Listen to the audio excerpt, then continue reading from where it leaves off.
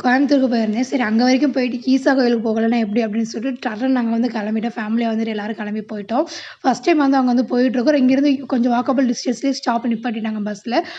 அங்கருந்து கோயில் போறதுக்கு மாட்டு வண்டிலாம் வந்துட்டு கூட்டு போறாங்க. அதிலயே உட்கார வச்சுலாம் கூட்டு போனாங்க. ஆனா அது ரேட் எவ்வளோன்னு தெரியல. அப்புறம் அந்த கோவிலோட பத்தி ஒரு கட் அவுட் மாரி வச்சிருந்தாங்க. சுத்தி செடி, பிளான்ட்ஸ் எல்லாம் அவ்வளோ அழகா இருந்துச்சு. அங்க சேல்ஸ்க்கும் குடுப்பாங்க போல. அதனால தான் நாங்க எதுவும் வாங்கல. வேடிக்கை மட்டும் பார்த்து போயிட்டோம். அப்புறம் அந்த ஈசா கோயில் உள்ள போனோனே நடந்து போறப்போ பார்த்து செம்ம புல்லரிச்சு போச்சுங்க. ஃபர்ஸ்ட் டைம் பார்க்குறேன்னா பக்கத்துலயே இருந்து பார்த்துட்டே இருந்தேன்.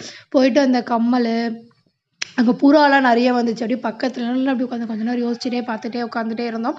அதுக்கப்புறம் வந்துட்டு பின்னாடி வந்துட்டு ஒரு கோயில் மாரி இருக்கும். அங்க வந்துட்டு ஃபோனு, திங்ஸ் எல்லாமே வெளிய வச்சுட்டு போயிரணும். அங்க போய் கொஞ்ச நேரம் வந்து தியானம் பண்ணணும் அப்படின்ற மாரி சொல்லியிருந்தாங்க. நாங்க அங்கேயே போய் சுத்தி பார்த்துட்டு வந்தோம். ஓவரால் வியூ வந்து வெளிய செம்ம ஸ்வீட்டா இருந்துச்சுங்க. அவ்ளோ அழகா இருந்துச்சு. வர மனசே இல்ல.